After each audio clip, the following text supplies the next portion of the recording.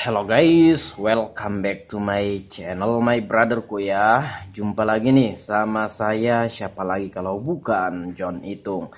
Oke guys, di kesempatan yang sungguh sangat berbahagia ini tentunya John Itung akan sharing tentang sebuah peluang usaha servis HP atau prospek servis HP, prospek usaha servis HP, dan saya tinggal di pedesaan atau perkampungan guys ya. Waduh, lele es krim lewat lagi guys ya. Kita lagi record nih, kita tunggu lewat dulu.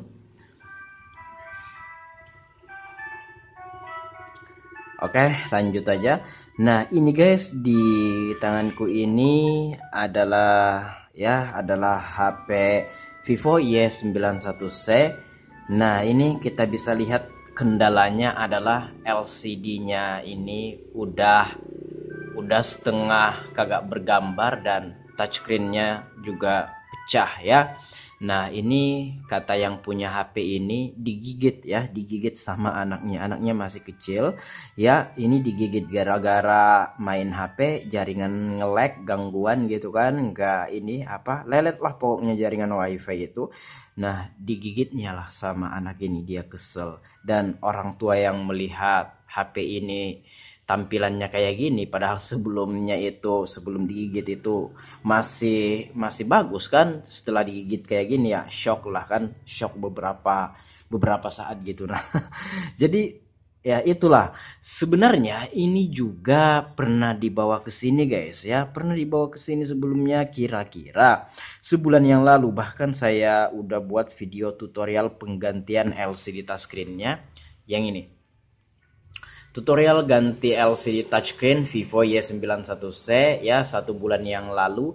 Nah, nanti ku taruh linknya di deskripsi guys ya, untuk video tutorial penggantian LCD touchscreen Vivo Y91C ini. Dan ini ya adalah HP-nya ya, padahal 1 bulan yang lalu ini baru saya ganti, dan sekarang masuk kembali dengan kendala digigit sama anak yang punya HP ini. Nah, jadi di sini apa yang perlu kita bahas, Bang, gitu kan? Nah, di sini yang perlu dibahas adalah, sebentar. Ya, masih ada Pak Le es krimnya, guys ya. Semoga jualannya laku ya. Oke, semoga jualan Pak Le-nya laku, es krimnya laku. Oke, mungkin kita bisa kembali ke topik. Nah, apa yang mesti atau apa yang harus atau apa yang bisa ya, lebih tepatnya, apa yang kita bisa bahas dari suatu kejadian ini kayak gitu kan. Nah, yang dimana 1 bulan yang lalu HP ini masuk, kemudian sekarang HP yang sama masuk dengan kerusakan LCD juga, padahal sebulan yang lalu baru saya ganti. Nah, saya akan bahas tentang peluang usaha servis HP atau prospek usaha servis HP. Dan di sini saya pun tinggal di perkampungan, dan ya rata-rata guys ya, kalau dirata-ratakan, kalau dihitung-hitung, mungkin setiap hari itu ada yang masuk. Jadi perhitungannya kayak gini, bukan tiap hari masuk satu, besok satu, lusa satu, nggak kayak gitu.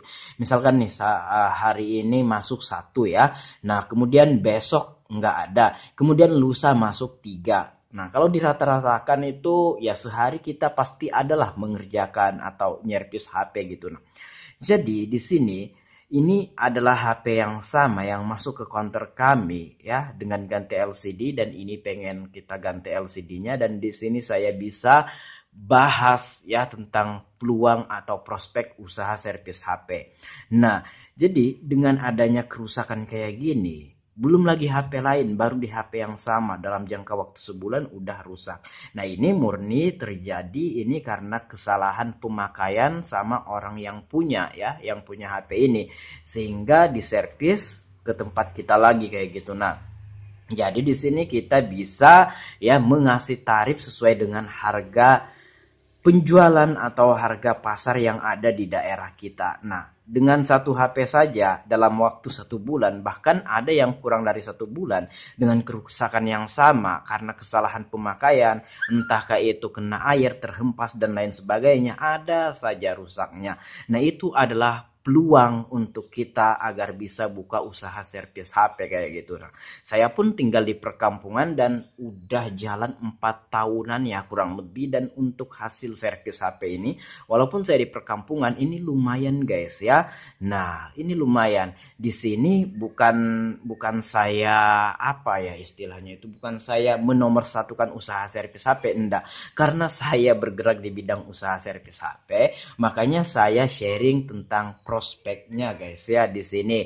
Nah, kalau saya di sembako ya mungkin saya buat vlog tentang sembako. Jadi intinya semua usaha itu bagus. Kebetulan saja saya usaha servis HP, adapun sedikit banyaknya yang bisa saya sharing tentang usaha ini ya saya sharing gitu. Nah, di sini saya udah 4 tahunan ya kurang lebih buka usaha servis HP dan hasilnya itu lumayan guys ya. Nah, ini contohnya, contoh kecilnya aja dalam 1 bulan HP yang sama masuk ya. Karena ya kesalahan pemakaian itu mungkin tidak bisa dielakkan juga guys ya. Tidak bisa dihindari maksudnya. Mungkin anak kita atau keponakan kita yang menggunakan HP entahkah terlepas, entahkah anak kita lagi kesal kemudian banting-banting HP, ya memang ada guys ya, di daerah saya kayak gitu ada dan sering sekali kayak gitu. Nah, belum lagi yang terhempas, belum lagi yang jatuh, belum lagi yang kena air. Nah, itu guys. Jadi peluang usaha servis HP untuk saat ini ya itu kalau saya ya nggak tahu di lain itu masih sangat menjanjikan, masih sangat berhasil guys ya. Nah, begitulah istilahnya, masih berhasil lah. Contoh kecilnya saja ini, dalam waktu sebulan 2 kali nih masuk ya. Nah, ini udah berapa kan kita dapat cuan gitu. Nah, kayak gitu kan. Belum lagi kerusakan ganti konektor charger dan lain sebagainya, macem-macem untuk kerusakan HP, sehingga itu bisa menjadi peluang kita. Ya bukan berarti kita seneng atau mendoakan supaya HP orang rusak, enggak, bukan seperti itu maksud saya guys ya. Maksud saya adalah dengan kejadian yang seperti ini, kita bisa menangkap peluang usaha servis HP. Kita ikut andil dalam usaha ini guys ya, seperti itu untuk membantu pelanggan juga dan untuk menjadikan itu sumber penghasilan kita. Nah, seperti itu. Bukan berarti kita mendoakan pelanggan supaya semuanya HP-nya rusak, enggak kayak gitu ya. Mudah-mudahan teman-teman bisa nangkep apa yang saya sampaikan. Di sini kita hanya ikut andil dalam kegiatan usaha servis HP untuk membantu pelanggan juga dan untuk mendapatkan penghasilan seperti itu. Karena di sini kita lihat untuk kerusakan itu khususnya HP itu sering terjadi. Contoh kecilnya ini guys ya, seperti itu. Ya kan bagus juga kita bisa bantu orang dalam usaha servis HP kita. Nah, mungkin kalau di daerah teman-teman nggak ada yang buka usaha servis HP, terus teman-teman buka usaha servis HP, jadi orang nggak jauh-jauh guys ya kemana gitu. Nah, kalau saya kan di kampung, jadi orang nggak jauh-jauh ke kota gitu. Nah, dan juga di sini untuk harga servis saya itu sama dengan di kota. Jadi orang-orang di kampung ini nggak ke kota untuk servis HP kayak gitu. Nah, kecuali mungkin ada langganannya di kota kayak gitu ya mungkin saja. Kalau di kota ya ini kan di kampung tempatku itu. Di kota itu jaraknya dari kampungku 13 kilometer guys ya. Jadi di sini kalau orang servis HP kebanyakannya ke saya. Ya mungkin kebanyakannya juga, sebagian juga yang lain mungkin ke lain juga. Tapi banyak juga yang ke sini guys ya. Nah itu kan bisa membantu orang tanpa harus jauh-jauh orangnya ke kota gitu. Nah terus yang jadi pertanyaan teman-teman, kalau kita buka usaha servis HP gitu apakah kita harus kursus atau belajar otodidak?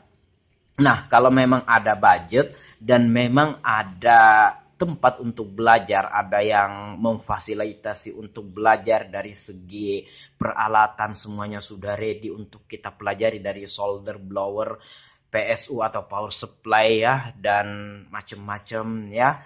Terus program-program HP kalau memang ada yang bisa mengajari dan teman-teman ada budget ya tentunya kan bayar. Ya saya sarankan sebaiknya kursus saja guys ya untuk mempersingkat waktu belajarnya, jadi teman-teman bisa langsung buka usaha servis HP selepas nanti kursusnya kayak gitu. Kalau memang ada silahkan kursus.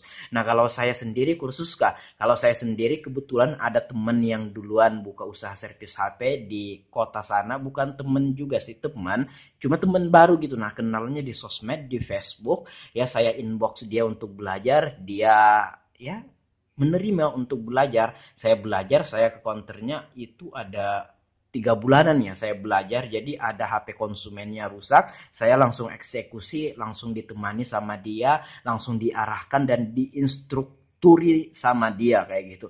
Ya saya bayar gitu berapa juta kayak gitu. Terus juga sama alatnya, sama semuanya kayak blower solder, power supply dan obeng, pinset, semua peralatan dan perlengkapan itu semua ya saya minta orderkan sama dia. Itu awal saya buka usaha servis HP. Kalau memang ada yang ngajari dan memang teman-teman itu ada budget, sebaiknya kursus saja guys ya kalau saya.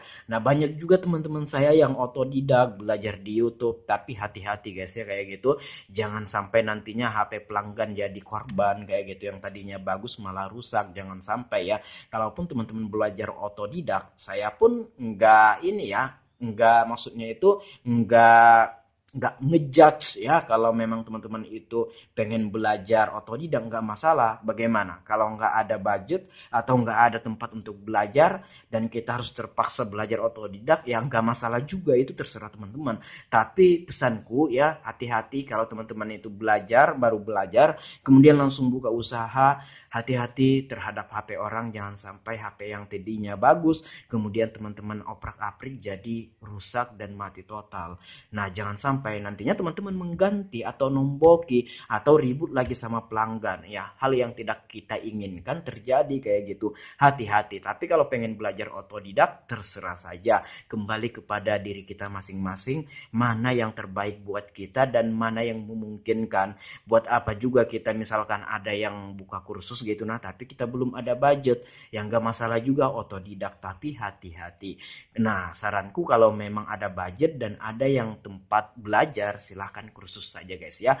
Nanti uangnya itu bakalan balik ya. Nanti uangnya itu bakalan balik, tenang aja. Oke, demikian. Ya, walaupun sebelum saya akhiri video ini, walaupun dalam servis HP itu ada saja kendala. Seperti ini guys ya, videoku ini adalah, ya sebentar. Tadi saya pengen lihatkan thumbnailnya, tapi nggak usah juga saya lihatkan thumbnailnya. Ya, nah ini langsung saja kita lihatkan di HP ku ya. Nggak saya munculkan di editing atau di editan video ini, langsung saja saya munculkan ini. Oh, bukan ini. Coba kita buka. Nah, ini guys ya. Nanti ku taruh linknya di deskripsi. Waduh, iklan. Coba kita skip dulu iklannya. Aku selalu siap mutlak ekstra. Dan sebagainya. Nah, nanti ku taruh linknya di deskripsi ya, walaupun nggak selancar yang apa yang kita harapkan maksudnya. Nah, ini tentang garansi servis HP walaupun tidak untung minimal tidak rugi. Barusan ku upload 56 menit yang lalu. Ya, nah ini saya menjelaskan ya tentang HP Vivo ya. Vivo Y83 yang kemarin itu saya ganti LCD-nya. Kemudian saya kasihkan ya sama pelanggan, dia juga sudah bayar pas dibawa ke rumah. Selang waktu 2-3 hari lah kira-kira, touchscreen-nya macet dan tidak bisa disentuh ya, saya ganti dengan yang baru. Nah di situ saya tidak rugi juga tidak untung ya, karena untuk penggantian LCD ya, LCD touchscreen 2 kali ganti LCD touchscreen plus ongkirnya kalau kita orderkan itu sama dengan harga penjualan atau harga pasar yang ada di daerahku ya. Jadi 2 kali ganti LCD touchscreen itu harganya itu setara dengan harga jual. Jadi kalau sekali kita ganti LCD touchscreen ya itu udah untung. Kalau 2 kali karena garansi gitu, nah kita nggak untung tapi kita nggak rugi. Jadi harganya pas-pas aja. Untuk lebih jelasnya nanti ku taruh link video itu di deskripsi. Dan walaupun nggak lancar-lancar atau nggak selalu lancar, cuma nggak masalah guys ya. Kebanyakan untungnya kok ya usaha servis HP ini. Tenang aja ya, mungkin dari 10 yang kita kerjakan mungkin 1 yang gagal, itu biasa ya. Itu biasa guys ya, walaupun nggak lancar, maksudnya nggak semuanya lancar, cuma kalau dihitung-hitung lebih banyak untungnya daripada ruginya. Oke, mungkin demikian sedikit apa yang saya sharing kali ini. Semoga ini bisa bermanfaat untuk teman-teman semua yang ingin buka usaha servis HP. Semoga bisa buka usaha servis HP dan semoga lancar usahanya guys ya. Demikian saya akhiri video ini sampai di sini. Kalau ada pertanyaan silahkan komen aja. Kalau ada pendapat lain silahkan komen-komen juga. Dan kalau teman-teman pengen sharing sama John Itung silahkan DM Instagram. Instagramku ada di sudut kiri bawah video ini @JohnItung. Baiklah, saya akhiri video ini sampai di sini. Saya John Itung. See you the next video, my brotherku.